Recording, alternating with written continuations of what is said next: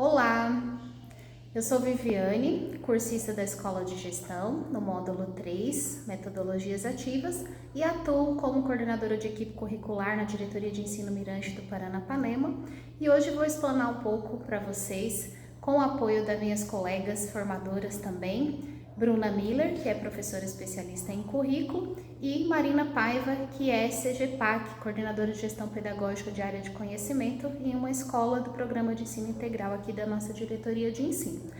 Então, a nossa construção da metodologia ativa vivenciada na escola, praticada, ela começa aqui na diretoria de ensino. Nós tivemos um período de muito estudo com o entendimento do que são as metodologias ativas a partir da pandemia, em que nos colocou naquela situação de trabalho online e ele era muito intenso e a gente necessitava levar para as escolas e também para os estudantes formas diferentes e busca de uma certa autonomia na proposta de estudos. Então, aqui na diretoria de ensino, nós temos reuniões semanais, uma agenda formativa dos diversos componentes em que a gente precisa vivenciar essas metodologias ativas. Tudo que a gente busca hoje requer que a gente coloque na prática formativa, tanto dos professores, gestores, e pensando também como que ela vai chegar aos estudantes. Então, em N informações que acontecem aqui, a gente sempre começa com reflexões que trazem já essa prática. Por exemplo, lançar uma questão disparadora de determinado assunto, abordada em uma formação usando um Mentimeter, ou terminar, de repente, com um quiz da plataforma Kahoot. Então, a gente vai pensando em agregar aos momentos formativos e à pauta algumas metodologias ativas que sejam práticas, mas que faça com que o formando, vou dizer assim, o professor participante ou gestor, compreenda que ele está sendo também envolvido no seu próprio protagonismo e depois ele também tem condição de socializar como entendeu, como aquele conteúdo fez parte do seu entendimento com uma prática mais agregadora e ainda que ele consiga também replicar isso. Bruna, enquanto professora especialista em currículo, como que você percebe essa nossa vivência enquanto formadores e como que, no seu entendimento, elas transcendem o espaço da diretoria de ensino? Olha, é muito bacana a gente levar em consideração as práticas que a gente leva para as formações com adultos, que são diferentes das formações que são realizadas ali dentro da sala de aula, das aulas em si. E aí a gente pensa que nós precisamos tomar esse cuidado com essas diferenças de públicos e diferenças de metodologia, mas existe a metodologia ativa que é um fio condutor independente da faixa etária de quem está participando desse processo de aprendizagem.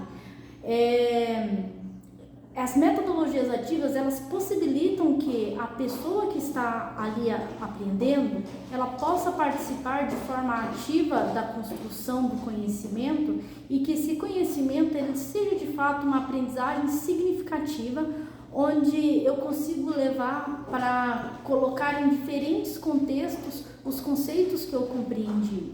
Então, pensando em como fazer com que as metodologias ativas cheguem aos estudantes, a gente pensa na formação desses professores, nas formações dos coordenadores. E para isso, a gente elabora, enquanto equipe curricular, as oficinas, as formações envolvendo diferentes metodologias ativas. Então, nós já abordamos a rotação por estação de aprendizagem, nós já abordamos o Word Café e abordamos diversas outras, inclusive a formação, uma das formações bem diferentes que nós tivemos foi a instrução por pares, ou melhor, a peer instruction, que é uma metodologia ativa muito interessante de se colocar em prática, porque ela vai fazer com que os estudantes avancem exatamente naquilo que eles não conseguem avançar de forma autônoma. Então, de forma autônoma, eles vão até determinado limite, depois o professor entra em ação ali naquilo que realmente há a necessidade.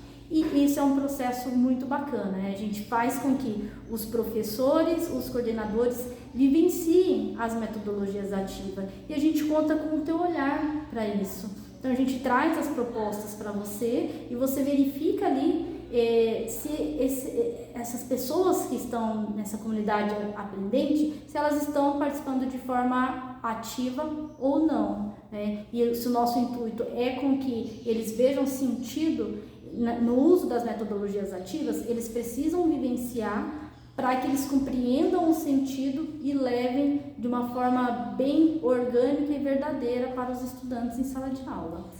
Perfeito, Bruna. Muito obrigada pela sua contribuição. E aí, pensando em tudo que a Bruna colocou aqui em termos de esse cuidado com a replicabilidade, com a seriedade que requer essa aprendizagem significativa pelas metodologias ativas, então a nossa coordenadora Marina vai trazer um pouquinho, por favor, Marina, de como você percebe toda essa vivência que a gente já conseguiu caminhar um pouquinho no uso das metodologias ativas lá na sua prática escolar. Bem, essas metodologias ativas, elas vêm para desconstruir aquela ideia em que o professor é o centro da aprendizagem, né? Então, as metodologias ativas, elas fazem com que os alunos sejam mais autônomos e responsáveis pelo seu processo de aprendizagem.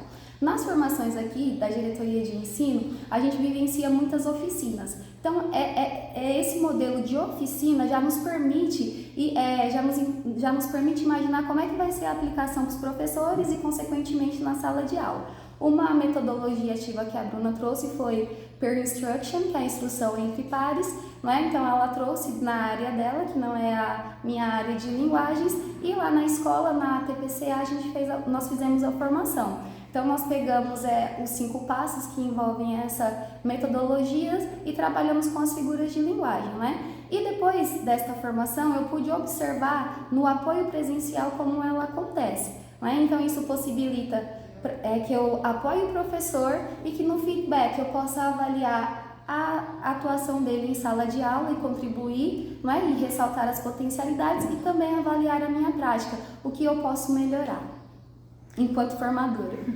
Muito obrigada, Marina. E aí, só para complementar, o trabalho da diretoria de ensino, então, retorna nesse olhar também, porque existem os acompanhamentos pedagógicos, então, um vínculo mais proximal, em que todo esse retrato citado pela Marina, ele também é observado pela diretoria de ensino na sua potencialidade.